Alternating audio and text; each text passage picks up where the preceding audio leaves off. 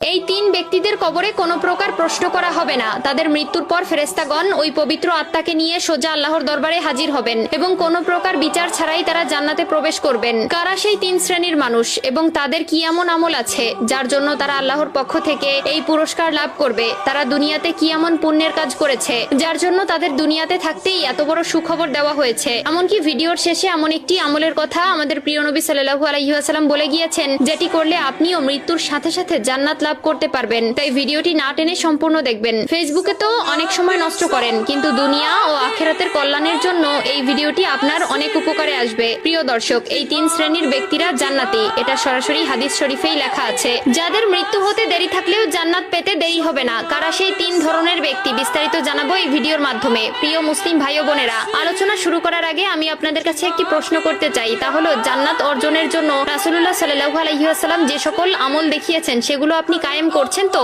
যদি করে থাকেন এবং প্রিয় নবীকে অন্তর থেকে ভালোবেসে থাকেন তাহলে কমেন্টে আলহামদুলিল্লাহ লিখে যাবেন। আর যদি শুরু করবেন ভেবে থাকেন তাহলে ইনশাআল্লাহ লিখে যাবেন। ভিডিওটি শেয়ার করার মাধ্যমে অন্য সকল মুসলিম ভাই বোনদের মাঝে ছড়িয়ে দিন। আপনার একটি মাত্র শেয়ারে এই তিন প্রকার জান্নাতি ব্যক্তিদের সম্পর্কে অন্যরাও জানতে পারবে। প্রতিটি মুসলিম ব্যক্তির স্বপ্ন পরকালে জান্নাত লাভ করা। আমরা প্রতিনিয়ত হাজার আমল করে থাকি, কিন্তু কেমন হবে যদি জান্নাত আপনার জন্য অপেক্ষা করে? আপনি যখনই মৃত্যুবরণ করবেন সাথে সাথে জান্নাতের দিকে অগ্রসর হবেন। শুনে আশ্চর্য হচ্ছেন? হ্যাঁ, এমনই তিন ধরনের ব্যক্তি আছে, যাদের মধ্যে প্রথম কাতারের ব্যক্তিবর্গরা হচ্ছেন যারা শহীদ হয়েছেন। এখানে শহীদ বলতে উল্লেখ করে তাদেরকেই বোঝানো হয়েছে যারা দ্বীন ইসলাম প্রচার ও তার রক্ষায় সশস্ত্র কাফেরদের হাতে নিহত হয়েছেন। তবে মহানবী সাল্লাল্লাহু আলাইহি ওয়াসাল্লাম এই এক শ্রেণীর লোক ব্যতীত আরো কিছু মানুষদেরকে শহীদের খেতাব দিয়েছেন, যারা মূলত দুর্ঘটনায় মৃত্যুবরণ করেছেন, তবে আত্মহত্যাকারী চির জাহান্নামী। দ্বিতীয় শ্রেণীর ব্যক্তিবর্গরা হচ্ছেন তারা যারা জুমার দিন বা রাতে মৃত্যুবরণ করবেন। আমরা সকলেই জানি হাদিস ও কোরআনে জুমার দিনকে সাপ্তাহিক ঈদের দিন বলে ঘোষণা দেওয়া হয়েছে